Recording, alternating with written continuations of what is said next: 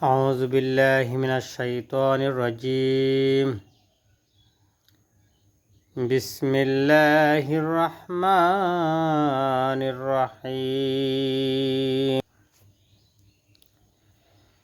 وأقيموا الصلاة وآتوا الزكاة واركعوا مع الراكعين. সাদাকাল্লাহুল আযীম। যে যেখান থেকে আমার ভিডিও দেখছেন সকলকে আন্তরিক অভিনন্দন এবং সালাম। আসসালামু আলাইকুম রহমতুল্লাহি ওয়া বারাকাতুহু। মহান রব্বুল আলমীর দরবারে শুকরিয়া জ্ঞাপন করি যে আল্লাহ পাক রব্বুল আলমিন কোরআন হাদিস থেকে কিছু বলার এবং শোনার আমাদেরকে তৌফিক দান করেছেন। সেজন্য ওনার শেখানো ভাষায় কৃতজ্ঞতা প্রকাশ করছি, বলি আলহামদুলিল্লাহ। তার সাথে সাথে লক্ষ কোটি অগণিত দরুদ সালাম প্রেরণ করছি বিশ্ব মানবতার মুক্তির দূত সাইয়্যিদুল মুরসালিন নবী মুহাম্মদ রাসূলুল্লাহ সাল্লাল্লাহু আলাইহি সাল্লামের রওজা মুবারকে, যার আনিত বিধান পেয়ে আমরা ধন্য। প্রিয় উপস্থিতি, আমি পবিত্র কোরআনের প্রথম পারার সূরা বাকারার 43 নম্বর আয়াত আপনার সামনে তেলাওয়াত করেছি, যার মোটামুটি অর্থ হলো এরকম: ওয়াকিমুস সালাতা, তোমরা নামাজ কায়েম করো, ওয়াতুজ যাকাতা, তোমরা যাকাত আদায় করো, ওয়ারকাউ, রুকু করো, মা সাথে রাকিঈন, রুকুকারীদের সাথে। আয়াতের সংক্ষিপ্ত আলোচনা, সংক্ষিপ্ত ব্যাখ্যায় এটা বলা যায় যে ওয়াকিমুস সালাতা শব্দের অর্থ হলো প্রতিষ্ঠা করো, নামাজ কায়েম করো। নামাজ কায়েমের অর্থ হলো, এটার বিধান হলো যে আমরা যারা নামাজ পড়তেছি তো অবশ্যই আমরা বুঝতেছি যে সেটা আল্লাহ পাক রব্বুল আলামিনের হুকুম, ফরজে আইন। তো আমরা অন্য মুসলমানদেরকে দাওয়াত দেব যারা 5 ওয়াক্ত নামাজ পড়ে। আমরা দাওয়াত দেব যাতে নামাজের সংখ্যা আরও বেশি বেশি বৃদ্ধি পায়। আর আমরা এমন চেষ্টা করব যাতে আপনি মারা যাওয়ার পর, আমরা নামাজি ব্যক্তি যারা আছে, আমরা মারা যাওয়ার পর মুসল্লির সংখ্যা মসজিদে না কমে, মুসল্লির সংখ্যা না হ্রাস যাতে না পায়, যাতে আমি মারা যাওয়ার পর আমার জায়গাটা আরও অনেকজনে পূরণ করে নেয়। এভাবে চলমান থাকতে থাকতে এক সময় কিয়ামত এসে যাবে। কিয়ামত পর্যন্ত যাতে এই নামাজ চলমান থাকে, সেটা হইল প্রতিষ্ঠা। যেমন প্রাইমারি স্কুলে 5ম শ্রেণী পাশ করার পরে তারা 6ষ্ঠ শ্রেণীতে হাই স্কুলে চলে যায়, কিন্তু সেই জায়গা, সেই শ্রেণী কিন্তু পাক থাকে না। 4র্থ শ্রেণী আসিয়া তারা ওই জায়গাটা পূরণ করে। তেমনিভাবে এসএসসির 10-এর ছাত্রছাত্রীরা যখন তারা পাশ করে অন্য বিদ্যালয়ে চলে যায়, কলেজে চলে যায়, 9ম শ্রেণীরা আসে সেই জায়গাটা পূরণ করে। এইভাবে চলমান থাকতে থাকে, কোনো বছর আর সে জায়গা খালি থাকে না। ঠিক সেই রকম আমরা যারা নামাজ পড়তেছি, আমরা মানুষদেরকে বেশি বেশি করে নামাজে দাওয়াত দেব, যাতে করে আমার জায়গাটা আরও অনেক মানুষে পূরণ করে নেয়। কিয়ামত পর্যন্ত আল্লাহর সেজদাকারী থাকে, আল্লাহর সেজদাকারী, সেটা হলো কায়েম। এরপরে যে শব্দটি বলেছেন আল্লাহ পাক বলেন ওয়াতু যাকাতা, অর্থাৎ জাকাত কায়েম করো। জাকাত শব্দের হলো পবিত্র করা, বৃদ্ধি করা। জাকাত দিলে কী হয়? সম্পদ বৃদ্ধি হয়, সম্পদ পবিত্র হয়। তো জাকাতের নিয়ম হলো 1 বছর পূর্তিতে, ধরেন পয়লা রমজান থেকে পরের বছর রমজান, বা পয়লা বৈশাখ থেকে পরের বছরের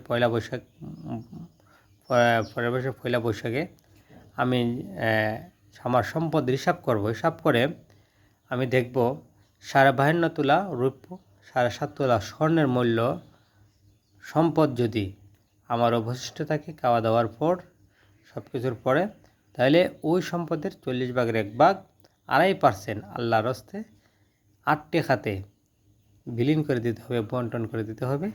8টি খাতে যে কোনো খাতে বিলীন করে দিতে হবে, সেটাই আপনার জাকাত। আর জাকাত হলো আল্লাহ তাআলার হুকুম, ফরজ। নামাজ যেমন ফরজ, জাকাতও ফরজ। আল্লাহ রাব্বুল আলামিন নামাজের সাথে সাথে বহু জায়গায় প্রায় 32টি জায়গায় কোরআন শরীফে জাকাতের কথা আল্লাহ রাব্বুল আলামিন উল্লেখ করেছেন। আমরা যারা নিসাব পরিমাণ সম্পদের মালিক আছে, আমরা যাতে জাকাত আদায় করি, নতুবা আল্লাহ তাআলার আসামির কাঠগড়ায় দাঁড়াতে হবে, শাস্তি ভোগ করতে হবে।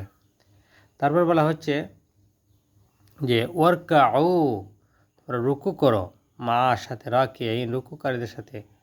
অর্থাৎ এখানে মসজিদে জামাতের সহিত নামাজ আদায় করার কথা বলা হয়েছে, যে মসজিদে যারা রুকু করতেছে সেজদা দিতেছে তাদের সাথে আমরা সেজদা দেব, তাদের সাথে আমরা রুকু করব। জামাতে নামাজ পড়ার কথা এখানে উল্লেখ করা হয়েছে। আর জামাতে নামাজ পড়ার কথাই বিশেষ করে পুরুষদেরকে বলা হয়েছে।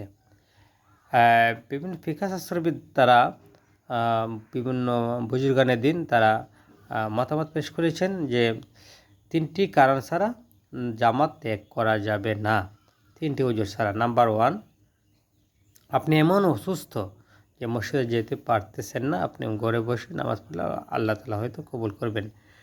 নাম্বার 2, আপনি যে মসজিদে যাবেন, মসজিদের রাস্তায় বিভিন্ন জীব জানোয়ার যে আপনাকে মেরে ফেলতে পারে, এই ধরনের যদি হুমকি থাকে তাহলে আপনি মসজিদে না গিয়ে বাড়িতে নামাজ পড়তে পারেন। নাম্বার 3, আপনার যে মসজিদে যাবেন, মসজিদের রাস্তায় যদি কোনো ধরনের আপনার শত্রু থাকে, বিভিন্ন ঝামেলা আমাদের সমাজে হয়ে থাকে, তো শত্রু দাঁড়িয়ে আছে, আপনাকে মারবে, আপনার প্রাণ হরণ করবে, এরকম আশঙ্কা থাকলে আপনি বাড়িতে বসে নামাজ পড়তে পারেন। তারপরেও প্রাকৃতিক দুর্যোগ বিভিন্ন সময় দেখা যাচ্ছে যে এমন অবস্থা ঘরতে বাহির হওয়া যায় না, সেই রকম অবস্থা থাকলে তো আপনার মসজিদে না গিয়ে বাড়িতে নামাজ পড়লে হয়তো আল্লাহ তাআলা কবুল করবেন। এছাড়া আর কোনো ওজর চলবে না। রাসূল সাল্লাল্লাহু আলাইহি ওয়াসাল্লাম মসজিদে গিয়ে নামাজ পড়ার কথা বারবার উল্লেখ করেছেন। আল্লাহ পাক রব্বুল আলামিন তো কোরআন শরীফে বলেছেন, রাসূল সাল্লাল্লাহু আলাইহি ওয়াসাল্লাম হাদিস শরীফে অনেকবার বলেছেন। এক অন্ধ সাহাবী রাসূল সাল্লাল্লাহু আলাইহি ওয়াসাল্লামের কাছে গিয়ে বলল, হে আল্লাহর রাসূল, আমি তো অন্ধ, মসজিদে আসতে পারি না, চোখে দেখি না, আমার কি জামাত থেকে কি আমাকে একটু ক্ষমা করা যায়, ছাড় দেওয়া যায়? রাসূল সাল্লাল্লাহু আলাইহি ওয়াসাল্লাম বললেন, হ্যাঁ, তুমি যেহেতু অন্ধ তোমাকে ছাড় দেওয়া যায়। অন্ধ লোকটি রাসূল সাল্লাল্লাহু আলাইহি ওয়াসাল্লামের কাছ থেকে যখন একথা বলে একটু চলে গিয়েছিল, আবার রাসূল সাল্লাল্লাহু আলাইহি ওয়াসাল্লাম তাকে ডেকে এনে বললেন, হে অন্ধ সাহাবী, যদি তোমাকে বাড়ি থেকে মসজিদ পর্যন্ত একটি রশি বেঁধে দেওয়া হয় তাহলে কি তুমি মসজিদে আসতে পারবে? সে বলল, জি আমি পারবো। রাসূল সাল্লাল্লাহু আলাইহি ওয়াসাল্লাম বললেন, ঠিক আছে, তোমাকে রশি বেঁধে দেওয়া হবে, তারপর তোমাকে জামাত থেকে তোমাকে ছাড় দেওয়া হলো না। একজন অন্ধ সাহাবীকে রাসূল সাল্লাল্লাহু আলাইহি ওয়াসাল্লাম ছাড় দেন নাই, আর আমরা যারা সুস্থ আছি, ভালো আছি, আমাদেরকে তো ছাড় দেওয়ার কোনো কথাই না। আমরা বিনা কারণে বিনা ওজরে আমরা মসজিদ ত্যাগ করতে পারবো না, এই 4টি ওজর ছাড়া। আবার রাসূল সাল্লাল্লাহু আলাইহি ওয়াসাল্লাম হাদিস শরীফে বলেন যে 5 ওয়াক্ত নামাজ পড়লে আল্লাহ পাক রব্বুল আলামিন 5টা পুরস্কার দিবেন। তো এর মধ্যে 1 নম্বর পুরস্কার হলো, মানুষ যে জিনিসটা সবচেয়ে চিন্তিত, যে জিনিসটা সবচেয়ে বেশি মানুষের চাহিদা, সেটা হলো খাদ্য। মানুষকে আল্লাহ পাক রব্বুল আলামিন মরণপথে তাকে আল্লাহ পাক রব্বুল আলামিন খাওয়াবেন সম্মানের সহিত। যদি 5 ওয়াক্ত নামাজ পড়ে তাহলে প্রথম পুরস্কার হলো তাকে সম্মানের সহিত দুনিয়াতে খাওয়াবেন, উপবাস রাখবেন না, বেজ্জতে জিল্লতে দিবেন না। নাম্বার 2, আমাদেরকে যখন কবর শোয়ানো হবে তখন অনেক ফিতনা ফাসাদ তৈরি হবে। শয়তান আমাদেরকে ভুল উত্তর দেওয়ার জন্য, আমাদের ঈমান নেওয়ার জন্য বারবার চেষ্টা করবে। সেই মুসিবতের সময়, ফিতনা ফাসাদের সময় ফেরেশতারা যে 3টি প্রশ্ন করবে, 3টি প্রশ্ন উত্তর সহজভাবে দিতে পারবো, যারা আমরা 5 ওয়াক্ত নামাজ পড়ি জামাতের সহিত। 3 নাম্বার যে পুরস্কার দেওয়া হবে সেটা হবে হাসরের ময়দানে আল্লাহ তাআলা আমলনামা দিবেন। কাউকে দিবেন ডান হাতে, কাউকে দিবেন বাম হাতে। যারা বাম হাতে পাবে তারা জাহান্নামী, যারা ডান হাতে পাবে তারা জান্নাতি। তো আমরা সবাই ডান হাতে পাওয়ার জন্য আশঙ্কা করব, এবং আমরা সবাই ডান হাতে পাওয়ার জন্য সবাই পেরেশানিতে থাকবো। আল্লাহ তাআলার কাছে ডান হাতে পাওয়ার জন্য আমরা চেষ্টা করব। তো ডান হাতে তারা পাবে যারা 5 ওয়াক্ত দুনিয়াতে নামাজ পড়েছে। 3 নম্বর পুরস্কার। 4র্থ নম্বর পুরস্কার সেটা হলো যে 30,000 বছরের রাস্তা, হীরার চেয়ে দার, চুল থেকে চিকন, একটা ফুলচারাদের ফুল হবে, আমরা সবাই জানি, সবাই শুনেছি। সেই ফুলটি আল্লাহ পাক রব্বুল আলামিন বিজলির ন্যায় আকাশে যদি বিজলি চমকায়, সেই বিজলি চমকাতে হয়তো কয়েক সেকেন্ড সময় লাগে, সেই কয়েক সেকেন্ডের ভিতরে 30,000 বছরের রাস্তা, চুল থেকে চিকন, হীরার চেয়ে ধার, সেই পুলটি, সেই বৃষ্টি মানুষ মুসলমান পার হয়ে যাবে যারা নামাজ পড়ে। 4র্থ নম্বর পুরস্কার। পঞ্চম নম্বর পুরস্কার হলো তাকে আল্লাহ পাক রব্বুল আলামিন আর হিসাব নেবেন না, ভেস্তে পাঠাইয়া দিবেন। তো এই 5টি পুরস্কার হলো মুসলমানদেরকে আল্লাহ পাক রব্বুল আলামিন দান করবেন যারা 5 ওয়াক্ত নামাজ পড়ে। একটি হাদিসে আয়েশা সিদ্দিকা রাদিয়াল্লাহু তাআলা আনহুমা রাসূল সাল্লাল্লাহু আলাইহি ওয়াসাল্লামকে বললেন, হে আল্লাহ রাসূল, আশার ময়দানে তো অনেক মানুষ থাকবে, কোটি কোটি অসংখ্য মানুষ থাকবে, তো তোর মধ্যে আপনার উম্মতদেরকে আপনি কীভাবে চিনবেন? রাসূল সাল্লাল্লাহু আলাইহি ওয়াসাল্লাম বলেন, এক পাল ঘোড়ার মাঝে যদি ছান কপাল্লা সাদা কপালওয়ালা ঘোড়া থাকে, তাহলে লক্ষ লক্ষ অনেক ঘোড়ার মাঝে এই যে সাদা ছান কপাল্লা ঘোড়া, সেটাকে বার করতে বেশি সময় লাগবে? আয়েশা সিদ্দিকা রাদিয়াল্লাহু আনহা বললেন, জি না, সময় লাগবে না। রাসূল সাল্লাল্লাহু আলাইহি ওয়াসাল্লাম বললেন যে আমার উম্মতরা 5 ওয়াক্ত যখন নামাজ পড়ে, যেসব অঙ্গ প্রত্যঙ্গ তারা ধুয়ে উজু করে নামাজ পড়ে, সেসব অঙ্গ প্রত্যঙ্গ হাসরের ময়দানে নূর হবে, লাল হবে, ঝলমল করবে। সেই নুরানি হাত, নুরানি মুখ, নুরানি পা দেখে আমি আমার উম্মতদেরকে সমস্ত মানুষ থেকে আলাদা করে নেব এবং তাদেরকে বেহেশতে নিয়ে যাব। তো এখানে স্পষ্ট বলা হয়, স্পষ্ট মানে বোঝা যাচ্ছে যে যারা 5 ওয়াক্ত নামাজ পড়বে না, উজু করবে না, তাদের হাত পা নূর হবে না, তারা রাসূল সাল্লাল্লাহু আলাইহি ওয়াসাল্লাম এর সাথে বেঁচে যেতে পারে। রাসূল সাল্লাল্লাহু আলাইহি ওয়াসাল্লাম সমস্ত মানুষ থেকে তাদের আলাদা করবেন না। অতএব আমরা যারা বলি যে আমার ইমান আছে আর নামাজ লাগবে না, নামাজ না পড়লেও আমি রাসূলের সাথে বেঁচে যেতে পারবো, আমার অমুকে আমার তমুকে আমাকে বেঁচতে নিয়ে যাবে, তো এই কথাটি সম্পূর্ণ ভুল। কারণ হাদিস শরীফে বলা হয়েছে যারা নামাজ পড়বে, উজু করবে, সেসব জায়গা নূর থাকবে, সেই সব তাদেরকে ধরে ধরে রাসূল সাল্লাল্লাহু আলাইহি ওয়াসাল্লাম আশেপাশে থেকে আলাদা করবেন।